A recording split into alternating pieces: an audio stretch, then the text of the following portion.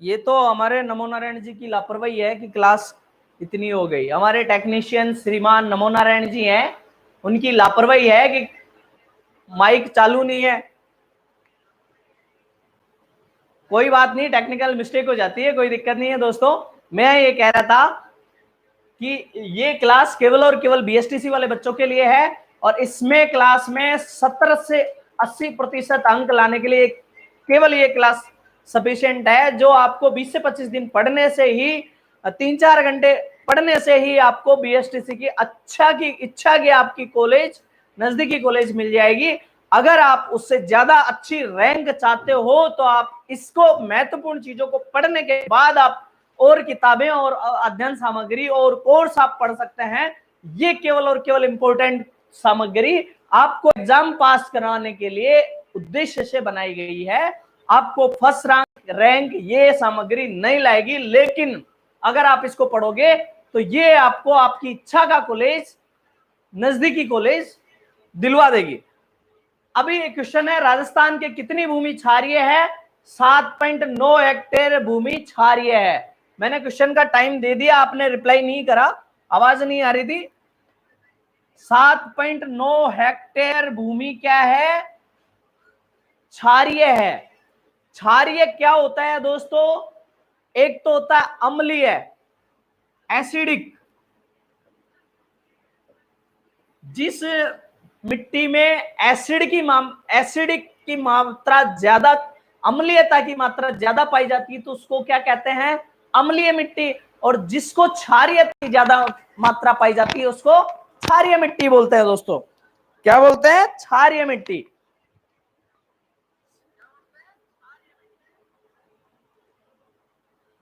हाँ, रेखा मीना का जवाब आ गया, बहुत बढ़िया। और ये कंटेंट बहुत महत्वपूर्ण कंटेंट है दोस्तों, आप अच्छे से पढ़ो इसको।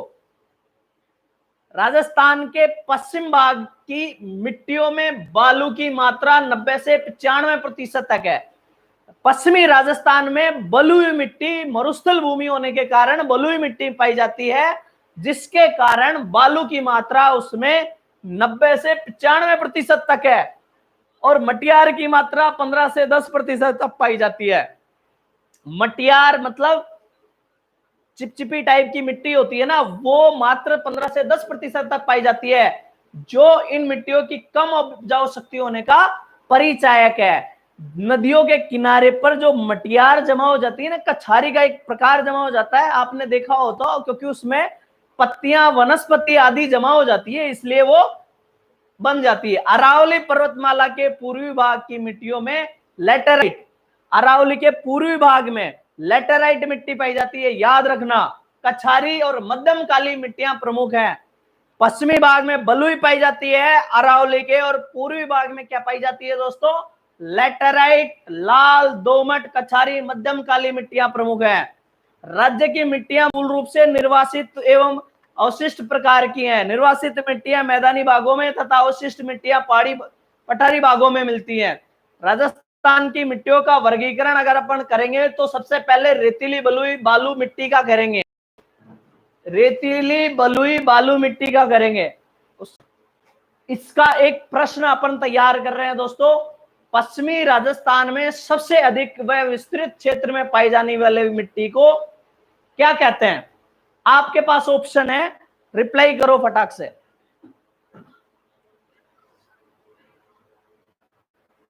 ऋतिक प्रजापति जी, अब आवाज आ रही है?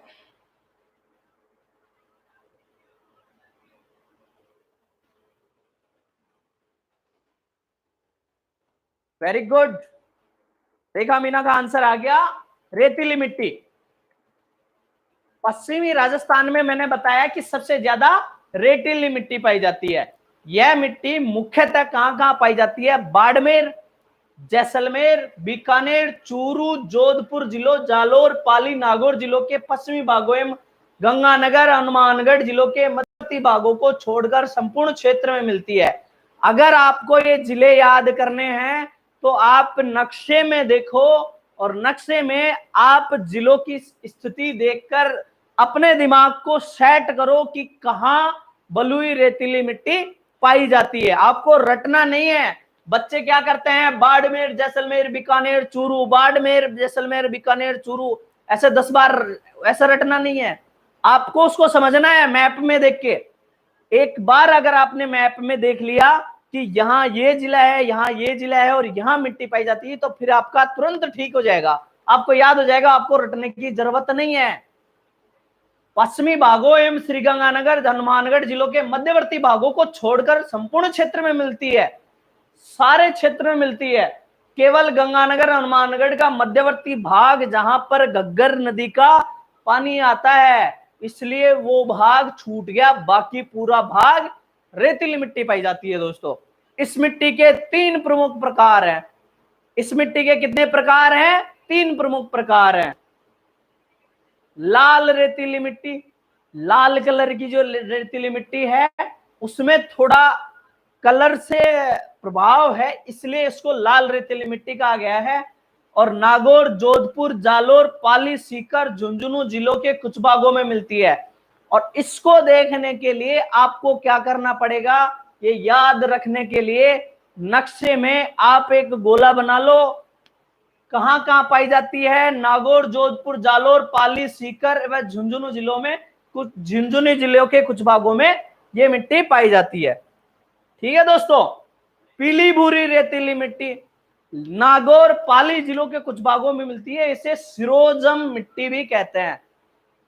सिरोजम मिट्टी भी कहते हैं। कौन सी मिट्टी कहते हैं? सिरोजम मिट्टी भी। कौन सी मिट्टी को? पीली भूरी रेतीली मिट्टी। आपके बीएसटीसी एग्जाम में पूछा जा सकता है सिरोजम प्रकार की मिट्टी कौन सी है निम्न में से?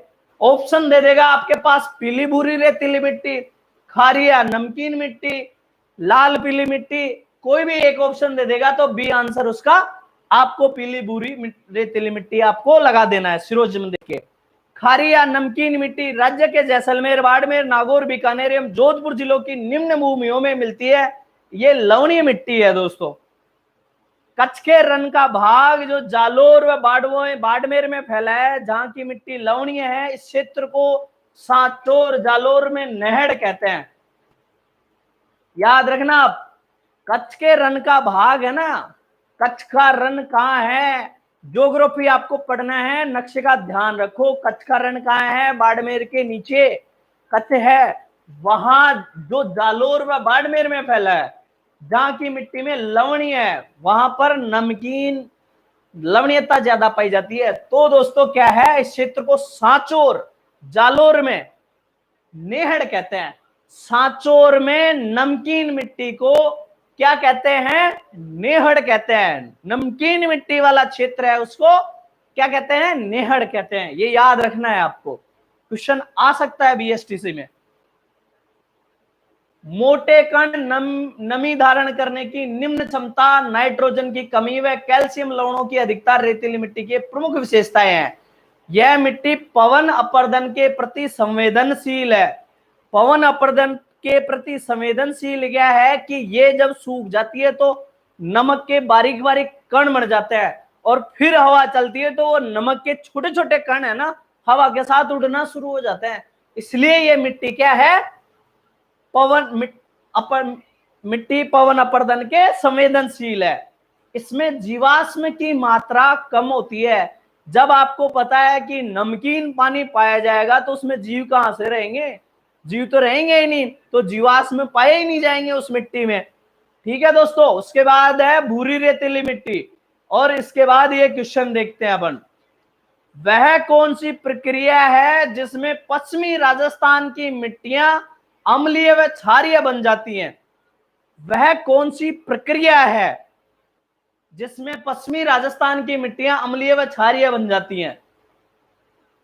पारिस्थितिकी में परिवर्तन, लो ऑक्साइड की अधिकता, नीचे से ऊपर कोशिकाओं का रिसाव, आवरण अपर्दन।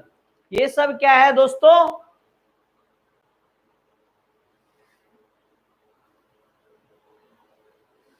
पवन सर नमस्कार।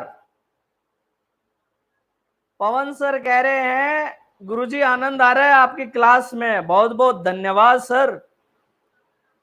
बच्चे बहुत कम जुड़े हुए हैं सर। कोई नहीं, बच्चों को सूचनाएं नहीं मिलती, कोई बात नहीं, बच्चे तो जुड़ते रहते हैं। गोगा जी की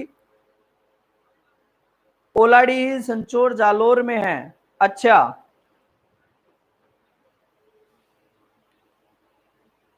जो पारिस्थितिकी प्रक्रिया है वह कौन सी प्रक्रिया है जिसमें पश्चिमी राजस्थान की मिट्टियां अम्लीय व क्षारीय बन जाती हैं? पारिस्थितिकी में परिवर्तन, लोह ऑक्साइड की अधिकता, नीचे से ऊपर की ओर कोशिकाओं का रिसाव, आवरण अपर्दन। तो दोस्तों इसमें क्वेश्चन में आंसर है नीचे से ऊपर कोशिकाओं का रिसाव, जिससे क्या होता है, मिट्टी अम्लीय और क्षारीय बन जाती है। क्या बन जाती है? मिट्टी अम्लीय और क्षारीय बन जाती है। कैसे होता है?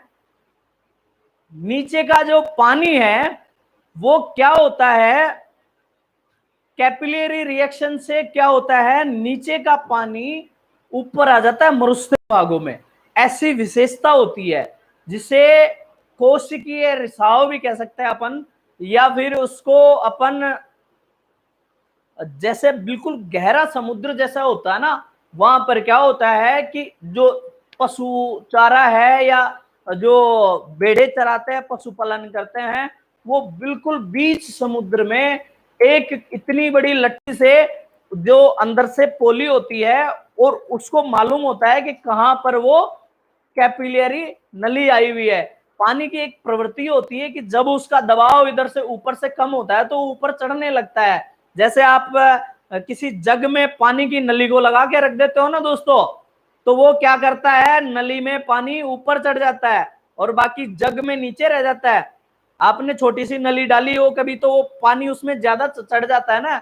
उसका कारण क्या है कि उसका दबाव कम होने से उसमें ऊपर दबाव कम हो जाता है और वो भारी क्षेत्र ज्यादा होने की वजह से वहां दबाव ज्यादा होता है, तो क्या हो जाता है, वो पानी ऊपर चढ़ जाता है।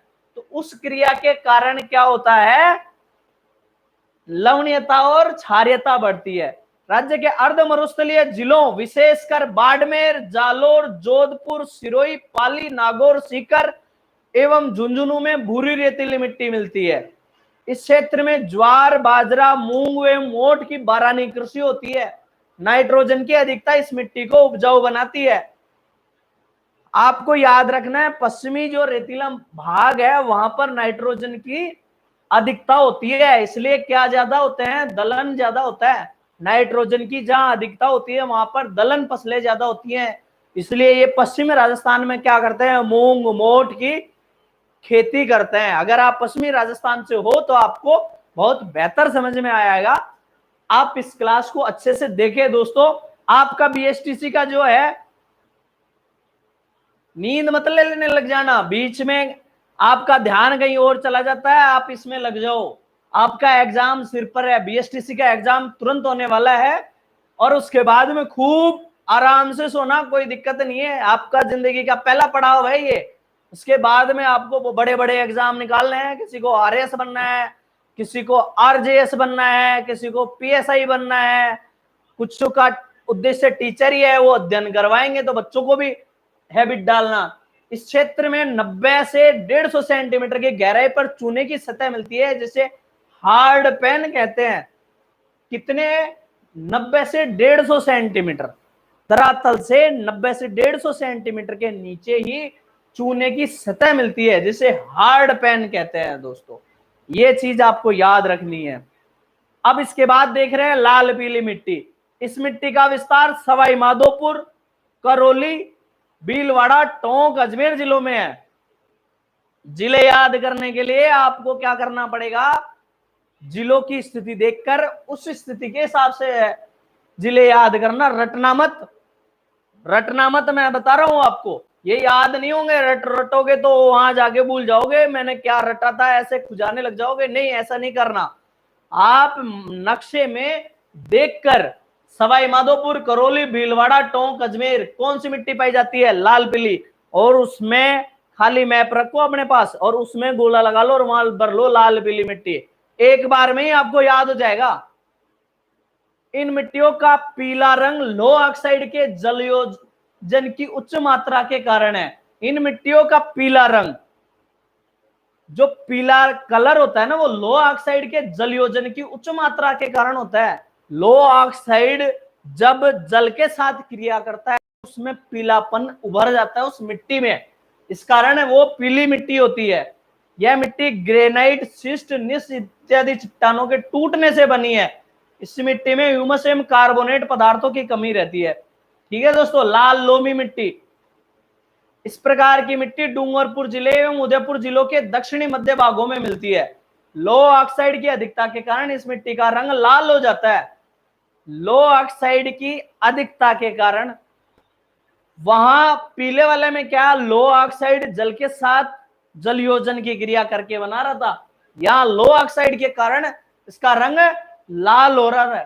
प्राचीन स्फटिकीय एवं कायांतरी चट्टानों से निर्मित हुई है। इस मिट्टी में नाइट्रोजन, फास्फोरस एवं कैल्शियम के लवणों की कमी एवं लौह तत्वों एवं पोटास के तत्वों की अधिकता होती है। यह मिट्टी मक्के की फसल के लिए विशेष उपयोगी है। क्वेश्चन पूछा जा सकता है आपके अभी, मक्के की फसल के लिए कौन सी मिट्टी ज्यादा उपयोगी है? तो क्या करोगे, क्या ऑप्शन करोगे? लाल एवं लोमी मिट्टी, लाल एवं लोमी मिट्टी। ठीक है दोस्तों। इसके बाद मिश्रित लाल एवं काली, जो लाल और मिश्रित काली है, दोनों की मिश्रित लाल और काली मिट्टी। यह मिट्टी उदयपुर, राजसमंद, भीलवाड़ा, चित्तौड़गढ़, बांसवाड़ा जिलों के अधिकांश भागों में मिलती है। जिले याद करने के लिए मैं बता रहा हूं, आप एक गोला बनाओगे तो उसके आसपास ही आ जाएंगे, कुछ अपवादों को छोड़कर। आपको रटने की जरूरत नहीं है। जिलों की लोकेशन आप दिमाग में बिठा लो, संभाग एक बार बिठा लो, उसके आसपास के जिले याद कर लो, संभाग बिठा लो, उसके आसपास के जिले याद कर लो, आपके पूरे राजस्थान के जिले याद हो जाएंगे। रटने से काम नहीं चलेगा दोस्तों। जिले रटने लग जाओगे ना, आपको 2 दिन रटने में लग जाएंगे और एग्जाम के वक्त आप भूल जाओगे। आप उसको समझो। समझो कैसे? लोकेशन देखो मैप में, कौन सा जिला, उदयपुर, राजसमंद, भीलवाड़ा, चित्तौड़, बांसवाड़ा, और वहां उस इलाके के आसपास पेंसिल से गोला कर लो। वो एक बार में आपके दिमाग में पक्का हो जाएगा। यह मिट्टी मालवा के पठार की काली एवं दक्षिणी अरावली की लाल मिट्टी का मिश्रण है। मालवा का पठार कहाँ है? अपने मध्य प्रदेश में विंध्याचल पर्वत, ये मालवा का पठार है पूरा। और क्या है? अरावली की लाल मिट्टी। अरावली में अपने लाल मिट्टी पाई जाती है। रोड जगह जगह बनते हैं जयपुर और इसके आसपास के इलाकों के, तो पहाड़ी की पहाड़ी चट कर गए। मैं अभी कुछ सालों पहले जयपुर से अलवर की जो रोड है उस पे देखता हूं, कुछ सालों पहले एक पहाड़ी थी, वो पहाड़ी गायब है यार, पूरा पहाड़ी चट कर गए। रोड बनाने वाली लाल मिट्टी अरावली में पाई जाती है दोस्तों। अब क्या है, आपको याद रखना है, मालवा के पठार, काली और दक्षिणी अरावली की लाल मिट्टी का मिश्रण ये मिट्टी है। इस मिट्टी में क्या क्या पाया जाता है? फास्फेट, नाइट्रोजन, कैल्शियम कार्बोनेट पदार्थों की कमी होती है। मध्यम काली मिट्टी, राज्य के दक्षिण पूर्वी भागों विशेषकर झालावाड़, बूंदी, बारा, कोटा आदि जिलों में इस मिट्टी की दोमट मिट्टी मटियार के रूप में मिलती है। मैंने बताया ना मटियार क्या होती है। नदी आती है, नदी जस्ट आती है, उसके बाद उसके साइड में वनस्पति से युक्त ऐसे चिकनी टाइप की गुदगुदी टाइप की मिट्टी जमा हो जाती है दोस्तों। उस मिट्टी को मटियार कहते हैं। क्या कहते हैं? मटियार। तो मटियार टाइप की मिट्टी कहां पाई जाती है? हड़ौती वाला क्षेत्र। कहां है ये? कोटा, बूंदी, बारा, झालावाड़, यहाँ पर मटियार मिट्टी पाई जाती है दोस्तों। इसके बाद इस क्षेत्र की नदी घाटियों में काली एवं कछारी मिट्टियों के मिश्रण पाए जाते हैं। नदी घाटियों में काली एवं कछारी मिट्टियों के मिश्रण पाए जाते हैं। सामान्यतः इस मिट्टी में फास्फेट, नाइट्रोजन व जैविक पदार्थों की कमी होती है। सामान्यतः इस मिट्टी में फास्फेट, नाइट्रोजन, जैविक पदार्थों की कमी होती है, लेकिन कैल्शियम तथा पोटास की अधिकता रहती है। यह मिट्टी कपास, सोयाबीन, अफीम एवं संतरे के उत्पादन हेतु विशेष उपयोगी है। काय काय के लिए उपयोगी है? कपास, सोयाबीन, अफीम, संतरे के उत्पादन हेतु। अब आपको क्वेश्चन आया कि संतरे का उत्पादन कहाँ होता है? अगर आपके दिमाग में बैठा हुआ है कि ये मटियार मिट्टी में पैदा होता है, मटियार मिट्टी कहाँ होती है, तो आपके तुरंत टिक कर जाएगा कि हाँ ये कहाँ होता है, दक्षिण पूर्वी राजस्थान में होता है। अब इसके लिए आप रटोगे तो फिर मामला गड़बड़ हो जाएगा। रटने से नहीं बढ़ेगा भाई, आपको दिमाग में उसकी सोच विकसित करनी है। आपको दिमाग में बिठाना है मटियार मिट्टी कैसी होती है, नदियों के पास पाई जाती है। ज्यादा नदियां कहाँ पाई जा रही हैं? दक्षिण पूर्वी राजस्थान में। तो फिर ऐसी मिट्टी में क्या होता है? संतरा होता है। तो आपको संतरा पूछेगा ना तो आप तुरंत वो क्लिक कर जाएगा और एक चीज से आपके 5 चीजें याद हो गई। अब आप उसको रटने बैठ गए कि संतरा या संतरा होता है कोटा बूंदी में, संतरा होता है कोटा बूंदी में, और एग्जाम होगा तब आप संतरा कोटा बूंदी में होगा या चित्तौड़ में होगा, पता ही नहीं है कहाँ होगा, क्योंकि आपने तो बोल बोल के और वैसे ही रटा था। रटना नहीं है दोस्तों, आपको समझना है। कछारी मिट्टी, जलोढ़ मिट्टी। अब इसके बाद नेक्स्ट क्वेश्चन है, हाड़ौती पठार की मिट्टी है। अब अपन ने डिस्कस कर लिया और आपने समझ लिया ना तो आंसर आपका तुरंत दिया जाएगा, आपको कहीं कुछ इसमें देखने की जरूरत नहीं है। हाड़ौती पठार की मिट्टी है, कौन सी मिट्टी है बताओ?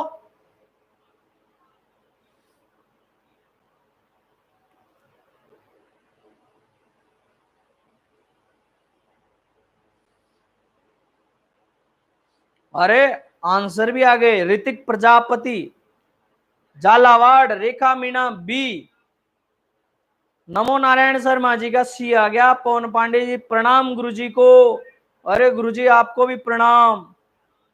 रेखा मीणा मध्यम काली, बहुत अच्छा। प्रियंका शर्मा बी, ऋतिक राजपूत बी, पवन पांडे बी। तो दोस्तों मैं आपको बता दूं इसका आंसर होगा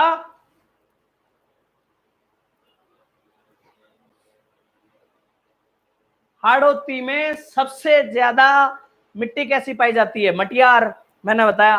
और हाड़ौती बाग में सबसे ज्यादा क्या पाया जाता है? काली मिट्टी पाई जाती है।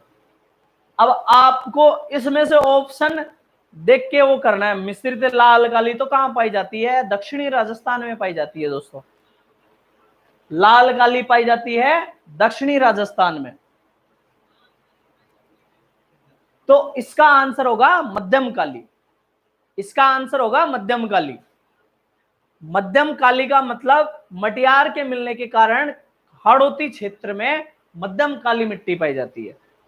यह मिट्टी राज्य के पूर्वी भागों में भरतपुर, धौलपुर, दौसा, जयपुर, टोंक, सवाई माधोपुर जिलों में मिलती है। इसमें सामान्यतः जिंक की कमी होती है। इस मिट्टी का रंग हल्का लाल होता है एवं पानी का रिसाव धीमा होता है, इसलिए पानी मिलने पर यह मिट्टी कृषि के लिए बहुत उपयोगी है, परंतु अत्यधिक सिंचाई की वजह से इसमें लवणीयता की समस्या होती है। इस मिट्टी में नाइट्रोजन तत्वों की अधिकता होती है एवं फास्फेट तथा कैल्शियम लवणों की कमी होती है।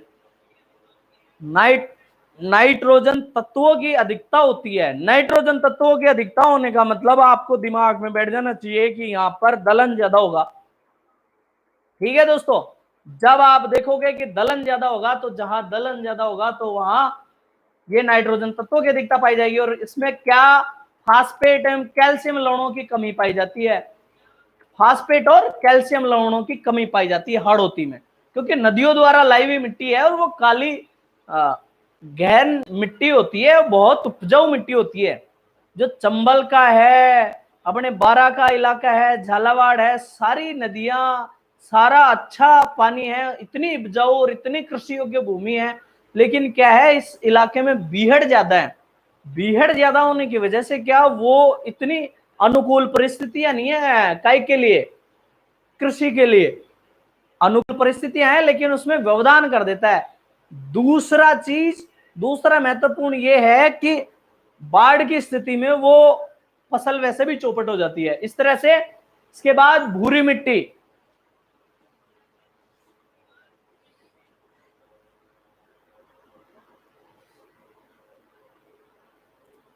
देखो रेखा मीना ने बताया है कोटा, बूंदी, बारा, झालावाड़ आते हैं हाड़ौती एरिया में। अरे भाई रेखा मीना, आप हाड़ौती से ही हो तो आपको तो पता होगा ही कैसा एरिया है, क्या क्या आते हैं। बहुत बढ़िया है, आप तैयारी करो अच्छे से, आपका सिलेक्शन हमारी जिम्मेवारी है। आप मात्र ये पढ़ लो। सभी स्टूडेंटों से मैं कहता हूं कि मात्र ये नोट्स ये पढ़ लो, आपको इच्छा का नजदीक कॉलेज मिल जाएगा दोस्तों। और इस ये इंपॉर्टेंट चीजों को पढ़ने के बाद में आप हजारों लाखों चीजें पढ़ो, कोई दिक्कत नहीं है। आप 10 किताब पढ़ो, 5 किताब पढ़ो, 3 किताब पढ़ो, ये कोर्स पढ़ो, ये कोर्स पढ़ो, लेकिन आपको सटीक जानकारी, सटीक कंटेंट में यहां दे रहा हूं, ये सफिशिएंट है। और ये छोटे छोटे वीडियो है ना, यही सफिशिएंट है, इनको बार बार देख लो। 2-3 बार देख लो, और अगर आपको याद हो गया तो हमारा जो ऐप पे वीडियो चल रहे हैं ना, ऐप पे जो कोर्स चल रहा है वो देख लो, फिर भी आपके पास टाइम है गाइड पढ़ लो, फिर भी आपके पास टाइम है और कोर्स पढ़ लो, फिर भी आपके पास टाइम है 3-4-5 किताब और खरीद लो, फिर भी टाइम है, तो आप इतने ज्यादा विद्वान हो, बहुत पढ़ने में अच्छे हो, तो बढ़िया है। यह मिट्टी बनास, अपवा क्षेत्र, भीलवाड़ा, अजमेर, टोंक, सवाईमाधोपुर में पाई जाती है। कौन सी मिट्टी की बात कर रहे हैं? भूरी मिट्टी की बात कर रहे हैं। भूरी मिट्टी कहां पाई जाती है? भीलवाड़ा, अजमेर, टोंक, सवाईमाधोपुर। आपको जिले याद करने के लिए मैं बता रहा हूं, नक्शे पे गोल करके और उसमें देखो, रटोगे तो आपको याद नहीं होगा। उच्च कृषि के लिए उपयुक्त इस मृदा में नाइट्रोजन एवं फास्फोरस तत्वों का अभाव पाया जाता है। नाइट्रोजन एवं फास्फोरस का अभाव पाया जाता है। भूरी रेतीली कछारी मिट्टी राज्य में अलवर एवं भरतपुर जिलों के उत्तरी भाग एवं श्रीगंगानगर व हनुमानगढ़ जिलों के मध्य भागों में यह मिट्टी मिलती है। इसमें तीव्र जल निकासी होती है। इस मिट्टी में चूने, फास्फोरस एवं ह्यूमस की कमी होती है। इन भागों में सिंचाई की अच्छी सुविधा के कारण सरसों, कपास, गेहूं, अन्य बागायती फसलों का उत्पादन किया जाता है। पर्वतीय एवं पथरीली मिट्टी, जब पर्वतीय मिट्टी होगी तो वो पथरीली मिट्टी भी होगी। ठीक है दोस्तों, इसका क्वेश्चन देख लो आप। राजस्थान में भूरी मिट्टी का प्रसार क्षेत्र है। ये ज्ञान की मिट्टियां, टाइपिंग मिस्टेक हो गया, कोई बात नहीं, इसको हटा दो दोस्तों।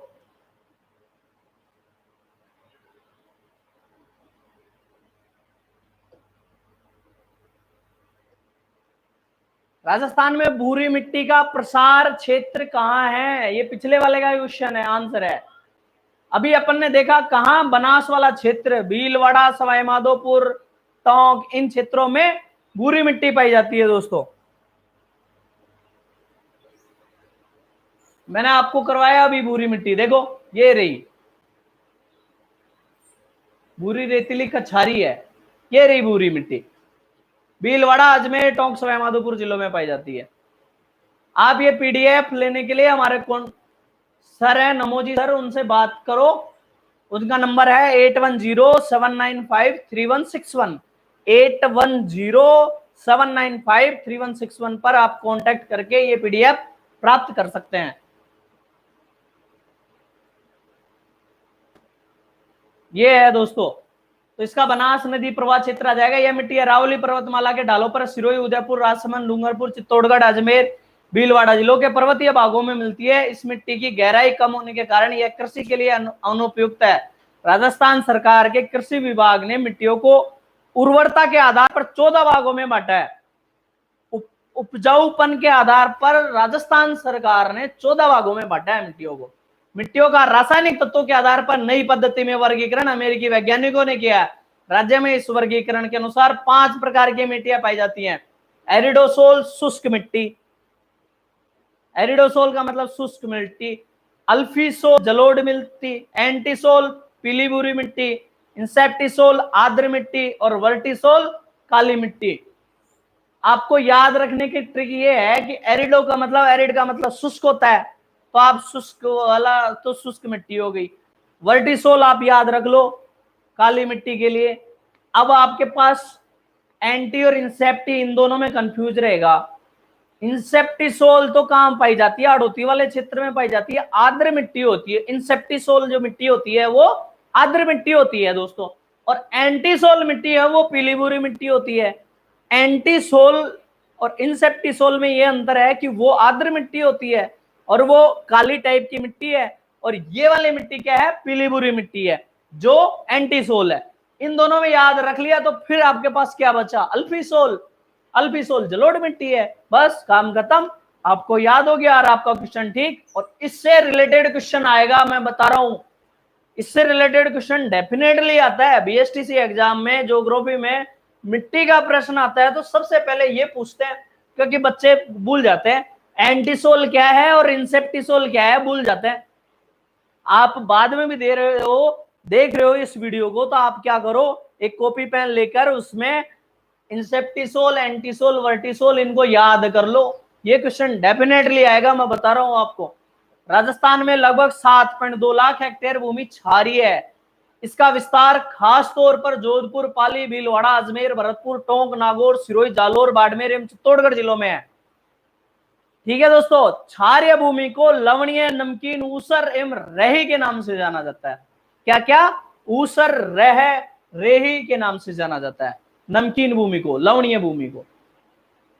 Sodium carbonate, sodium sulphate, sodium chloride के साथ कैल्शियम एवं मैग्नीशियम क्षारों के मिश्रण से रे बनता है। उड़द, गवार, ईंचा की फसल तथा जिप्सम खड्डी का प्रयोग किया जाता है। ठीक है दोस्तों, मिट्टी अपर्दन की समस्याओं से संबंधित प्रश्न है, राज्य में बीहड़ भूमि का सर्वाधिक विस्तार किन जिलों में है? अब ये बताओ,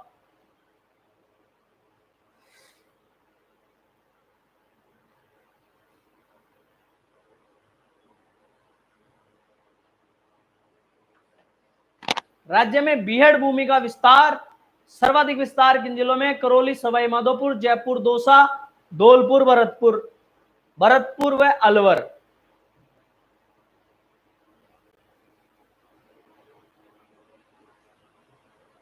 आंसर बताओ दोस्तों।